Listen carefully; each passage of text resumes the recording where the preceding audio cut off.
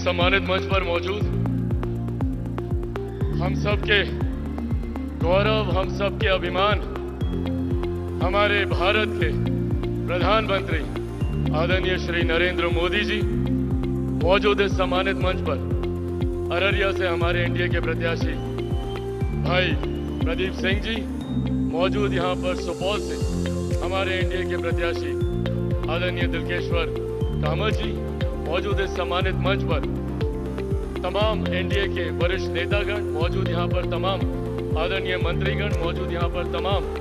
आदरणीय विधायकगण मौजूद यहाँ पर, भारतीय जनता पार्टी, जनता दल यूनाइटेड, लोक जनशक्ति पार्टी, रामविलास, हिंदुस्तानी अवाम मोर्चा, राष्ट्रीय लोक मोर्चा के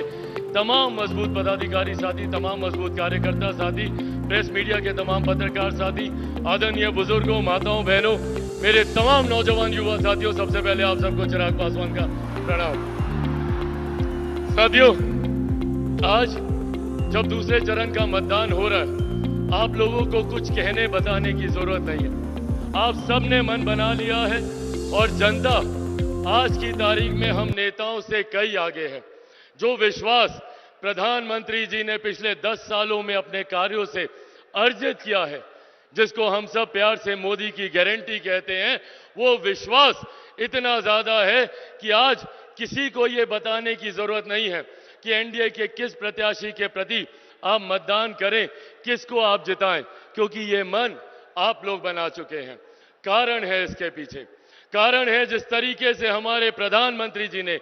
एक के बाद एक देश में गरीब कल्याण की योजना लेकर आए, जिसने भारत की ना सिर्फ अर्थव्यवस्था को मजबूत करने का काम किया, बल्कि बुनियादी जरूरतों तक, महिलाओं के शौचालय तक की चिंता प्रधानमंत्री जी ने करने का काम किया। एक तरफ जहां हमारा एनडीए गठबंधन विकास के मुद्दे पर हर रोज आगे बढ़ने का काम कर रहा है, प्रधानमंत्री जी ने हम सबको लक्ष्य दिया कि 2047 तक हम लोगों को भारत को एक विकसित देश बनाना है। भारत विकसित देश तब बनेगा जब भारत का हर राज्य विकसित बनेगा, जब हमारा हर एक जिला विकसित बनेगा, हमारा हर एक प्रखंड विकसित बनेगा, हमारी हर एक पंचायत, हमारा हर एक गांव विकसित बनेगा। ये लक्ष्य प्रधानमंत्री जी का 2047 तक का है। पर ठीक इसके विपरीत विपक्षी दलों का जो गठबंधन है, वो भ्रम फैलाने का प्रयास करता है, संविधान को लेकर, आरक्षण को लेकर, लोकतंत्र की हत्या को लेकर। ये एक ऐसा विपक्ष है जो पूर्णतः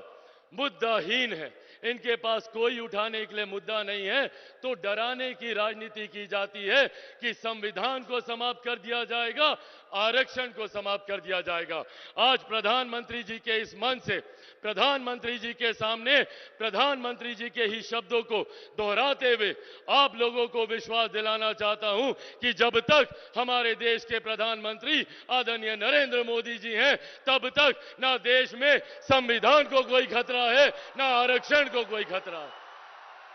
और आज इस मंच से मैं मेरे नेता, मेरे पिता आदरणीय रामविलास पासवान जी के संघर्षों की कसम खाकर आप लोगों को विश्वास दिलाता हूं कि जब तक चिराग पासवान जीवित है, ना आरक्षण पर, ना संविधान पर कभी कोई खतरा था, ना भविष्य में कभी कोई खतरा आएगा। ये वादा आप लोगों से करके जाता हूं। पर साथियों, ये समझने की जरूरत हम लोगों को भी है। ये वो लोग हैं जो लोकतंत्र की हत्या की बात करते हैं, जिन्होंने सन 75 में आपातकाल लागू कर सही मायनों में लोकतंत्र की हत्या करने का काम किया था। आज ये लोग हम लोग को लोकतंत्र की दुहाई देने का काम करते हैं। हकीकत है, जिन्होंने अपनी अपनी व्यक्तिगत महत्वाकांक्षाओं के लिए अपने सिद्धांतों से समझौता किया, ये जयप्रकाश नारायण जी की धरती है। बिहार उनके सिद्धांतों पे चलने वाला प्रदेश है। उस वक्त की पीढ़ी ने एकजुट होकर, एकत्रित होकर जयप्रकाश जी का समर्थन करने का काम किया। और कई उनके अनुयायी हैं जो अपने आप को उनका अनुयायी बताते नहीं थकते, पर आज उसी कांग्रेस की गोद में बैठे हुए हैं जिसके लिए जयप्रकाश जी ने कांग्रेस को सत्ता से बाहर उखाड़ फेंकने के लिए संपूर्ण क्रांति का नारा देने का काम किया था, आज ये लोग उन्हीं के साथ मिलकर गठबंधन में बैठे हैं। साथियों, अब ये हम लोग को चुनना है, क्या हम लोग को गाली देने वाली सरकार को चुनना है या आपको सम्मान देने वाली सरकार को। एक तरफ वही राजद है जिन्होंने 90 के दशक में मां बहन बेटियों का घर से बाहर निकलना बंद कर दिया था, आज वही लोग मां बहन बेटियों को खुलेआम गाली देने का काम करते हैं। ऐसे में अब ये जिम्मेदारी हम लोगों की है कि एक तरफ प्रधानमंत्री हैं जिन्होंने महिलाओं के सम्मान की रक्षा के लिए उनको शौचालय बनाकर दिए, जहां पर बुजुर्गों के सम्मान की रक्षा के लिए आयुष्मान योजना का निर्माण किया, तो वहीं दूसरी तरफ ये लोग हैं जो दिन दहाड़े मां बहन बेटियों को